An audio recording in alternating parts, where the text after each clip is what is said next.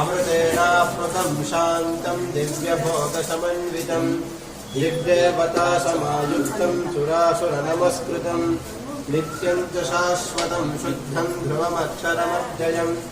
सर्वव्यापिनमीशताय जनपालभेत्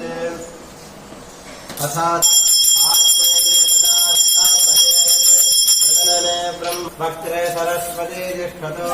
नासिकयोर्वायुस्तिष्ठतो नयनयोश्चन्द्रादित्यौ तिष्ठेताम् कर्णयोरश्विनौ तिष्ठेताम् ललाटे रुद्राः पार्श्वयोः शिवाशङ्करौ तिष्ठेताम् सर्वतो ॐ अस्य श्रीरुद्राध्याय प्रष्टमहामन्त्रस्य अघोर ऋषिः अनष्टछन्दः सङ्कर्षणमूर्तिस्वरूपो योऽसावादित्यः परमपुरुषः स एष रुद्रो देवता नमः शिवायेति बीजम् शिवतराजेति शक्तिः महादेवायेति कीलकम् श्रीसाम्ब सदाशिवप्रसादसिद्ध्यर्थे जपे विनियोगः अग्निहोत्रात्मने कनिष्ठिकाभ्याम् नमः सर्वकृत्वात्मने करतलकलपृष्ठाभ्याम् नमः अग्निहोत्रात्मने हृदयाय नमः दर्शपूर्णमासात्मने शिरसे स्वाहा चातुर्मास्यात्मने शिखायै वषट्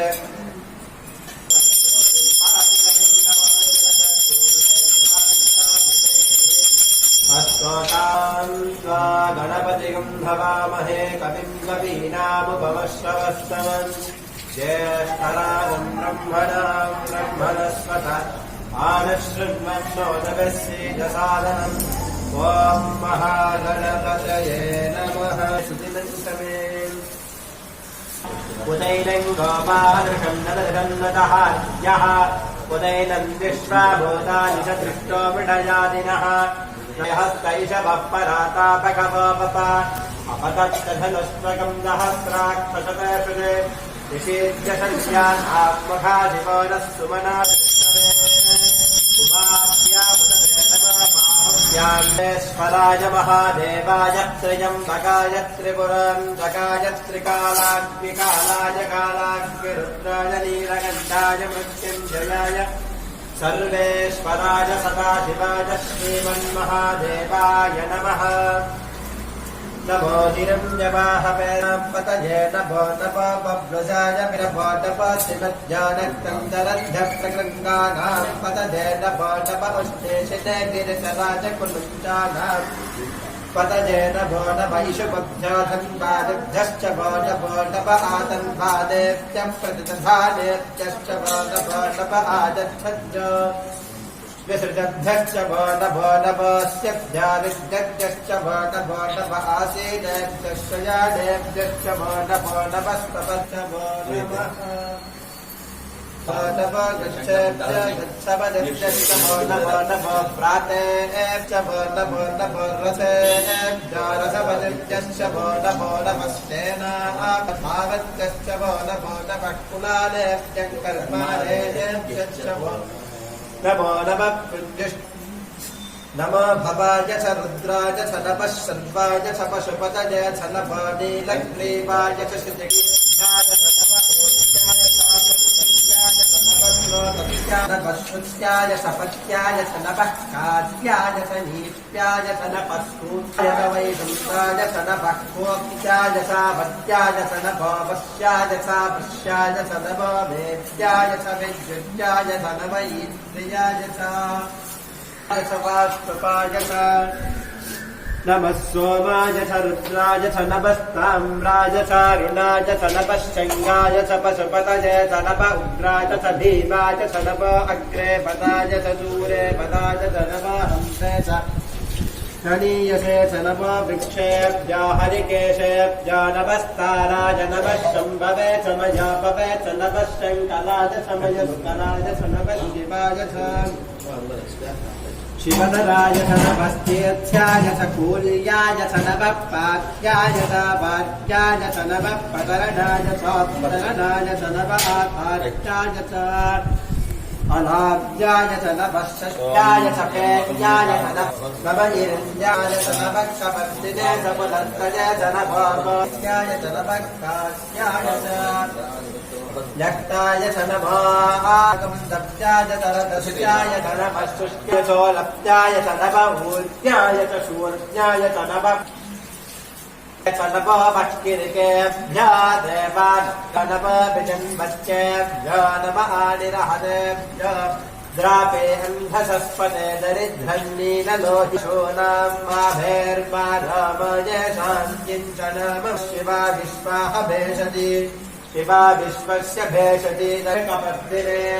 क्षजत्सीराजपहे मतिम् यथा नावे अस्मिन्ननातुरम् क्रीडामहे मतिम् यत्सञ्चयोश्च मनुरा मानमहान्तमुतमक्षितम् मानवदीत्पितरम् मोदमादस्तोकेतनदेवान आयुषा वीरान्मानारुद्रभाभिद्रौपधीरः अस्तु यमानम् रगन्नभेमपहर्मवन्तसेनाः परिप्रेषस्य जन्मदिनघायोः अवस्थिरामगवध्यस्तनश्वमेत्वस्त्वकायतनयानः सुमना भव वेद्यन्दनः कपत्थने जन्मस्येष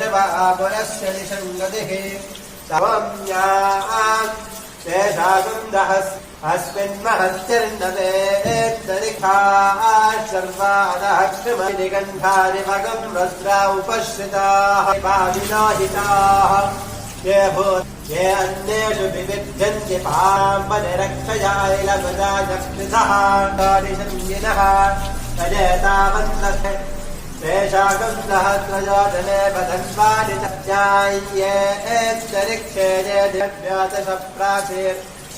दश दक्षिणादिष्मायश्वनास्ते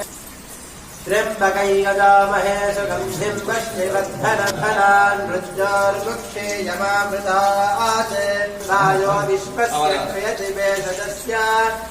यत्रमयसं वासा मृत्यावत्याया तत्पानपजजामहे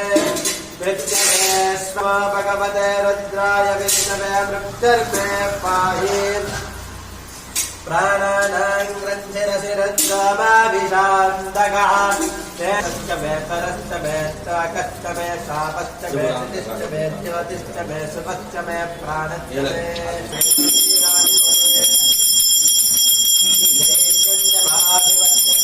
मन्यश्च मे अनन्त मे च निश्चमानश्च मे रक्षितश्च मे पतिश्च मे सुमतिश्च मे सञ्जामश्च मे सौमनसश्च मे भग्नञ्च मे च मे शोन्द्रताच मे पयश्च मे रथश्च मे घटञ्च औद्भग्यं च मे रयश्च मे राजश्च मे पुष्टं च मे पुष्टिश्च मे विभुज मे रञ्च मे क्षिदश्च मे कूयवाञ्च मे नञ्च मे क्षुश्च मे बृहद्वेदिलाश्च मे मद्गाश्च मे कल्वायङ्गवश्च मे नभश्च मे श्यामाकाश्च मे नीर्तिकाच मे गिरजश्च मे पत्पदाश्च मे शिखताश्च मे श्यामश्च मे लोहश्च मे मे कृष्णवच्चञ्च मे कृष्णवच्चञ्च मे ग्राम्याश्च मे पशवारण्याश्च युद्धेन कल्पतिश्च मे पशुच मे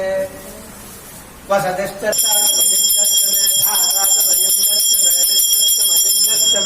मे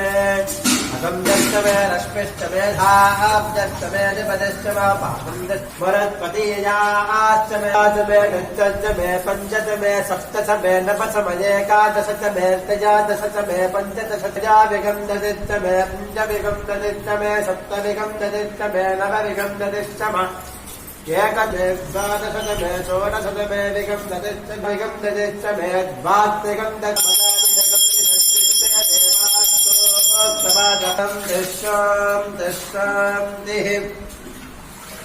सहस्रशीर्षः पुरुषः सहस्राक्षः सहस्रपाद अतोऽध्यायाश्च पुरुषः पादोऽस्य विश्वाभूतानि कृपादस्यामृतम् दिवि कृपादोर्ध उदैः पुरुषः पादोऽस्येहाभवात् पुनः संजक्रामते शासनानसने अभीष्टोदिस्तादिश्चक्रे वायव्याने आरण्य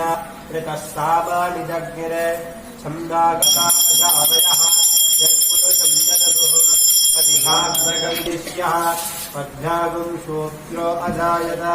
चन्द्रमा मनसो जातः चक्षुः सूर्यो अजायत मुखानन्दश्चाकृष्यस्तुपाले सर्वाणि रूपाणि विचित्य धीरः नामानि कृत्वा विपदन् यदास्ते ताता पुरस्ताद्यमुदा जहार चक्रप्रविद्वान् प्रतिशश्च दस्रः तमेवं विद्वानमृत इह भवते कान्यः पञ्चादनाय विद्यते यज्ञेन यज्ञमजतं तदेवाः तानि धर्माणि प्रसमान्यासन् ते हनाकं न विमानस्सदन्ते यत्र पूर्वे साभ्याः सन्ति देवाः अद्य सम्भूतप्रशस्तेन साश्च विश्वकर्मणः समवर्तताधि तस्य त्वष्टाविदरद्रूपमेति तत्पुरुषस्य विश्वमाजानमग्रे वेदाहमेतं पुरुषं महान्तम्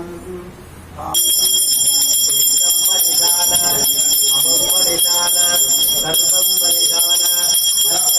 राघदेवहे गातुं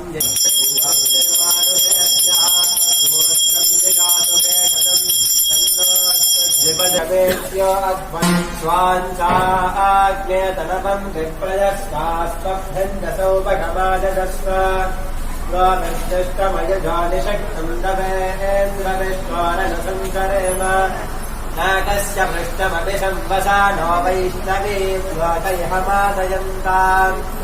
आप्यायनाय विद्महे कन्यकुमारि धीमल्वः तस्य फलानि तपसा ददन्तमायां जरायाश्च वाच्या लक्ष्मीः उपैतु मां देवदगकीर्तिश्च मणिनाथः प्रादुर्भोदात्मिराष्टेऽस्मिन् कीर्तिवृद्धिं ददातु मे तन्नो लक्ष्मीः प्रचोदयात् ॐ सन्नो मित्रः संवरुणः ॐ शान्तिः शान्तिः शान्तिः तन्धद्वारान् दुरादर्शान् नित्यपुष्टान् करीषिणीः ईश्वरीगुं सर्वभूतानां तामिहोपक्वये श्रियम् श्रीर्मे भजतु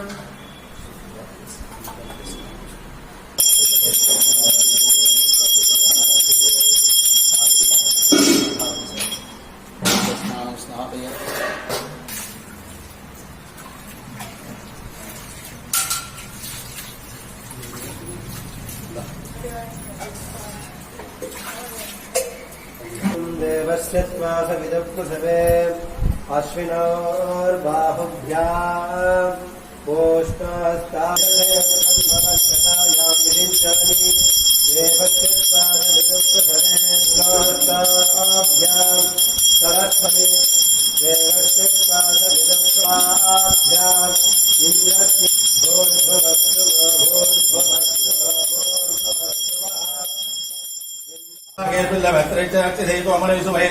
पूजां करिष्यामि एष बिल्लं शिवार्पणम् काशी क्षेत्र निवासं स कालभैरवदर्शनम् प्रयागे मादं दृष्ट्वा एक बिल्लं शिवार्पणम् मम यातक देवे च नन्दिवाहनमेव च पस्पदेव दर्शनम् सहस्रवेदपाठेक्षुः ताभणमुच्यते अनेकव्रतकोडीनाम् एक बिल्लं शिवार्पणम् नन्दिघोडी सहस्राणि किल पदतुकोडय काञ्चलं शीलधानेन एक बिल्लं शिवार्पणम् बिल्वाटकं विदं पुण्यं यप्पडे शिवसन्निधौ शिवलोहमोभवति एक बिल्लं शिवार्पणम् ॐ शिवाय नमः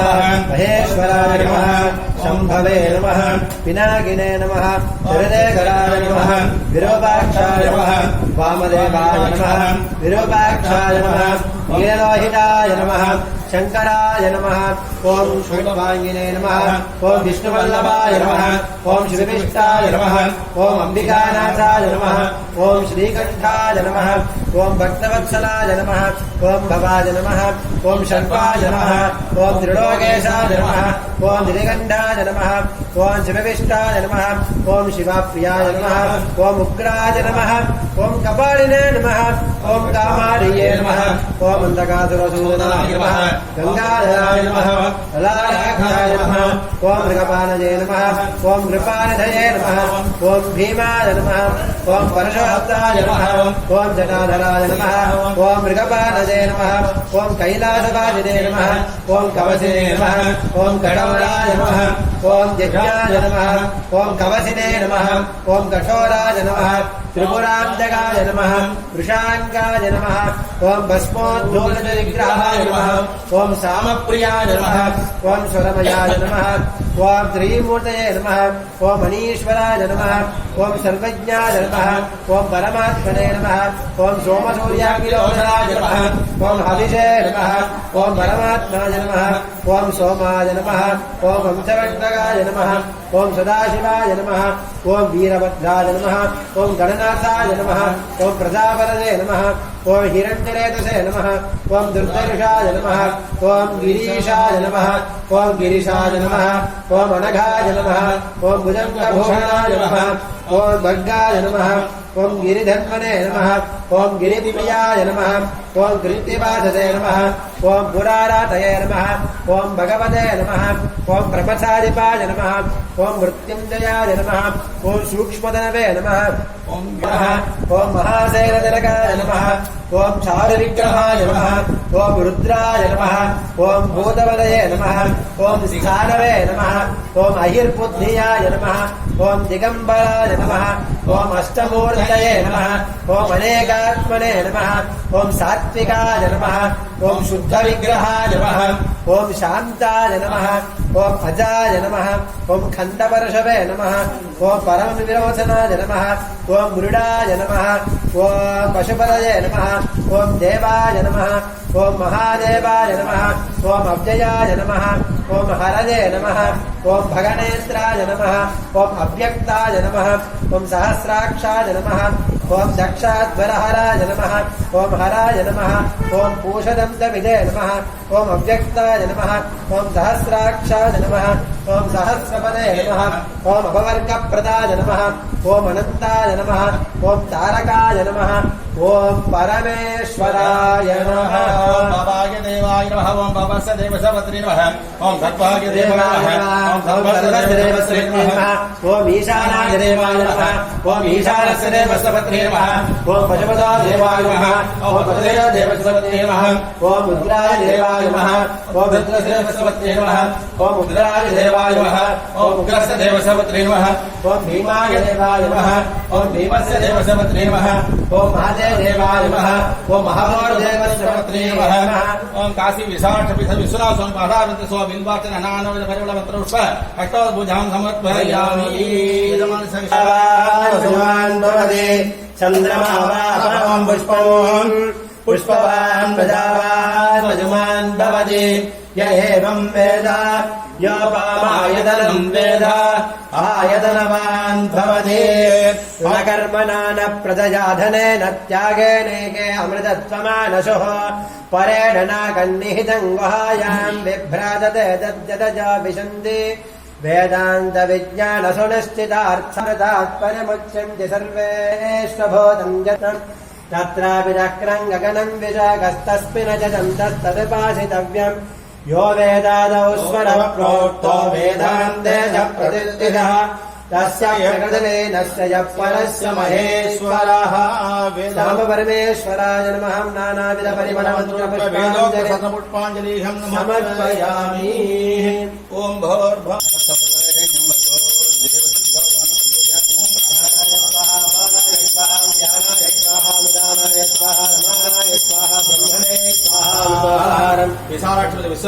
विश्व नाड़ीकरं कदलीफलं ताम्बूलं एतत् सर्वं महानैवेद्यं नैवेद्यमवेद्यमप्यम् आचमनहोत्र्याम्